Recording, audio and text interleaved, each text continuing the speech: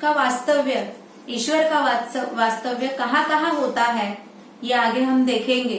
कवि कहते हैं, न्यायार्थ जे लढती रणी, तलवार तू त्यांच्या करी। जो लोग सच्चाई के लिए, न्याय के लिए हमेशा लड़ते हैं, हमेशा संघर्ष करते हैं, सच्चाई के लिए, सत्य के लिए, न्याय के लिए, उसकी जीत के लिए।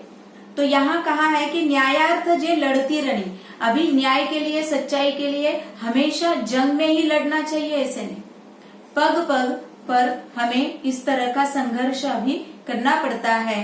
तो जहां जहां भी न्याय के लिए संघर्ष होता है, जो लोग न्याय के लिए, सच्चाई के लिए लड़ते हैं, तो उनको लड़ने की हिम्मत, ताकत भी भगवान देते हैं। कैसे कि जंग में लड़ने वाले जो होते हैं, उनके हाथ में तलवार बनकर ईश्वर रहते हैं। उसी तरह सच्चाई के राह पर चलने वाले में एक अलग तरह की हिम्मत, एक अलग तरह की क्षमता ईश्वर भगवान हमें निर्माण करते हैं।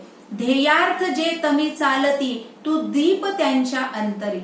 जो अपना ध्येय प्राप्त करने के लिए अंधेरे में चलते यानी क्या, हमेशा पग पग पर संकटों का सामना करते हैं, उनके लिए प्रकाश का दीप बनकर तुम उनके मन में हमेशा रहते हो। उदाहरण के तौर पर हमारे स्वतंत्रता संग्राम के लिए जिन जिन लीडर्स ने बहुत मेहनत की है, बहुत कोशिश की है, बहुत तकलीफें सही है, मगर वो तकलीफें सहन करने के लिए, उन्हें अपने कार्य में सफल बनाने के लिए जो अलग हिम्मत उनमें निर्माण थी, वो भी ईश्वर ने ही की थी।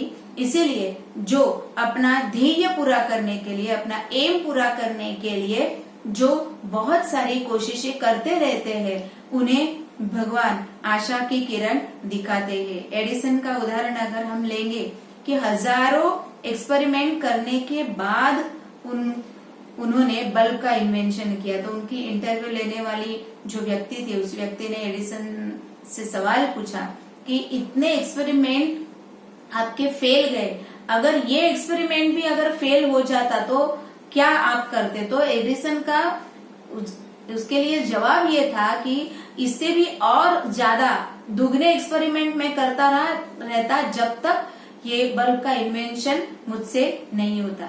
तो इस तरह की जो एम्बिशन होती है और इस तरह की सहनशीलता और एक्सपेरिमेंट करने की हिम्मत, ये ईश्वर भगवान ही हमें निर्माण करते हैं। सिर्फ सच्चाई के राह पर हमें चलना चाहिए, न्याय के लिए लड़ने की हमें हिम्मत होनी चाहिए और अपना ध्येय पूरा करने के लिए जो हिम्मत होती है कोशिश करने की, वो हमें ईश्वर निर्माण करते हैं। ज्ञानार्थ जे तपती मुनी, होतोस त्यांची साधना। जो मुनि, जो ऋषि ज्ञान के लिए तप करते हैं, बहुत सारे ऋषि मुनि साधु जो होते हैं, वो आजकल हमें दिखाई देते हैं कि जो सिर्फ अपने स्वार्थ के लिए, अपने धर्म को बढ़ावा देने के लिए, अपना पंथ बढ़ाने के लिए, पब्लिसिटी पाने के लिए बहुत सारी ऐसी कोशिशें करते रहते हैं, एडवर्टाइजमेंट करते रहते हैं। मगर जो सच्चे साधु होते हैं, जो सच्चे ऋषि होते हैं, जो मुनि होते हैं, वो सिर्फ ज्ञान की प्राप्ति के लिए हमेशा तप साधना करते हैं और उसी ज्ञान के आधार पर सभी आम लोगों की, सर्वसामान्य जनता की जिंदगी सुखी बनाने की कोशिश करते हैं। तो ऐसे ज्ञान के लिए तप करने वाले जो मुनि होते हैं, उनकी तपश्चर्या के रूप में तुम हमेशा रहते हो। साधना का मतलब है तपश्चर्या। करुणा करा करुणा तुझी, असता मला भय कोठले। यहाँ अंतिम चरण में कवि कहते हैं कि भगवान से प्रार्थना करते वक्त ये कहते हैं कि हे करुणा करने वाले परमेश्वर, ईश्वर, तुम्हारी अगर करुणा मुझ पर है, तुम्हारी अगर दया मुझ पर है, तुम्हारी कृपा दृष्टि अगर मुझ पर है, तो मुझे किसी भी बात में डरने की बिल्कुल जरूरत नहीं है। कितने भी संकट आए, कितनी भी समस्याएं मेरे मार्ग में आए, तो मुझे उसका डर बिल्कुल नहीं लगेगा, क्योंकि तुम मेरे साथ हो, तुम्हारी कृपा दृष्टि मुझ पर है। मार्गावरी पुढती सदा, पाहिन मी तव पाऊले। मैंने जो रास्ता तय किया है, मेरा एम पाने के लिए, मेरा ध्येय पूरा करने के लिए, उस पर आगे मुझे तुम्हारे पग दिखाई देते हैं।